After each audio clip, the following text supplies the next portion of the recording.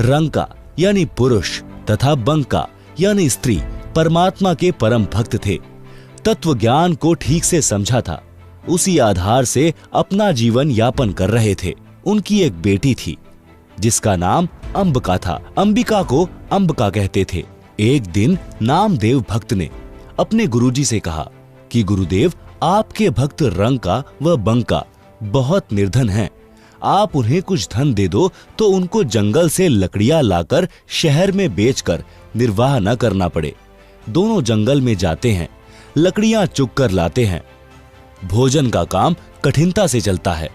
गुरुदेव बोले, भाई, मैंने कई बार धन देने की कोशिश की है, परंतु ये सब दान कर देते हैं। 2-3 बार तो मैं स्वयं वेश बदलकर लकड़ी खरीदने वाला बनकर गया हूं।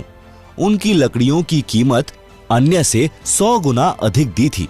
उनकी लकड़ियां प्रतिदिन 2-2 आना की बिकती थी। मैंने 10 रुपए में खरीदी थी। उन्होंने 4 आना रखकर शेष रुपए मेरे को सत्संग में दान कर दिए। अब आप बताओ कि कैसे धन दूं?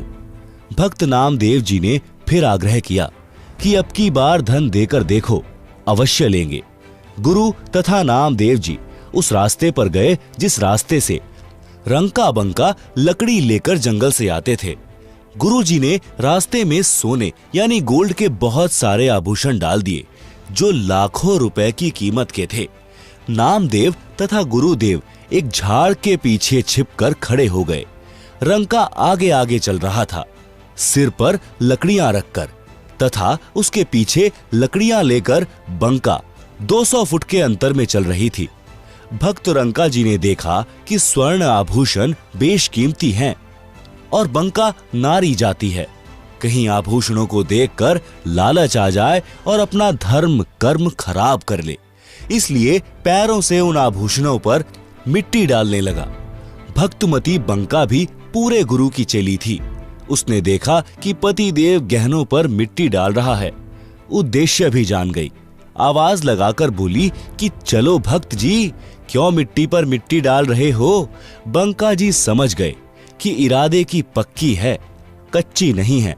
दोनों उस लाखों के धन का उल्लंघन करके नगर को चले गए।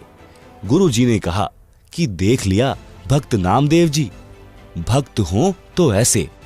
एक दिन शाम 4 बजे गुरुजी सत्संग कर रहे थे। सत्संग स्थल रंका जी की झोपड़ी से 4 एकड़ की दूरी पर था। रंका तथा बंका दोनों सत्संग सुनने गए हुए थे। उनकी बेटी अंबिका आयु 19 वर्ष झोपड़ी के बाहर चारपाई पर बैठी थी। झोपड़ी में आग लग गई, सब सामान जल गया। अंबिका दौड़ी दौड़ी आई और देखा कि सत्संग चल रहा था। गुरुजी सत्संग सुना रहे थे। श्रोता विशेष ध्यान से सत्संग सुनने में मग्न थे। शांति छाई थी। अंबिका ने जोर जोर से कहा कि माता जी, झोपड़ी में आग लग गई, सब सामान जल गया। माता बंकी उठी और बेटी को एक ओर ले गई और पूछा कि क्या बचा है।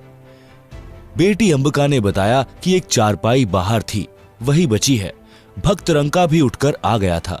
दोनों ने कहा कि बेटी, उस चारपाई को भी आग के हवाले करके आ जा, सत्संग सुन ले। झोपड़ी नहीं होती तो आग नहीं लगती, आग नहीं लगती तो सत्संग के वचनों का आनंद भंग नहीं होता। अंबिका गई और चारपाई को झोपड़ी वाली आग में डालकर सत्संग सुनने आ गई। सत्संग के पश्चात घर गए। उस समय का खाना सत्संग में लंगर में खा लिया था। रात्रि में जली झोपड़ी के पास एक पेड़ के नीचे बिना बिछाए सो गए। भक्ति करने के लिए वक्त से उठे तो उनके ऊपर सुंदर झोपड़ी थी तथा सर्व बर्तन तथा आटा दाल आदि आदि मिट्टी के घड़ों में भरा था। उसी समय आकाशवाणी हुई कि भक्त परिवार, यह परमात्मा की मेहर है, आप इस झोपड़ी में रहो, यह आज्ञा है गुरुदेव की। तीनों प्राणियों ने कहा कि जो आज्ञा गुरुदेव। सूर्योदय हुआ तो नगर के व्यक्ति देखकर आश्चर्यचकित रह गए कि जो झोपड़ी दूसरे वृक्ष के साथ डली थी उस पुरानी की राख पड़ी थी। नई झोपड़ी 1 सप्ताह से पहले बन नहीं सकती थी। सबने कहा कि यह तो इनके गुरुजी का चमत्कार है।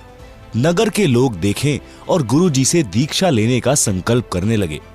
हजारों नगरवासियों ने दीक्षा ली। यह सब लीला परमेश्वर कबीर जी ने काशी शहर में प्रकट होने से लगभग 200 वर्ष पूर्व की थी। उस समय भक्त नामदेव जी को भी शरण में लिया था।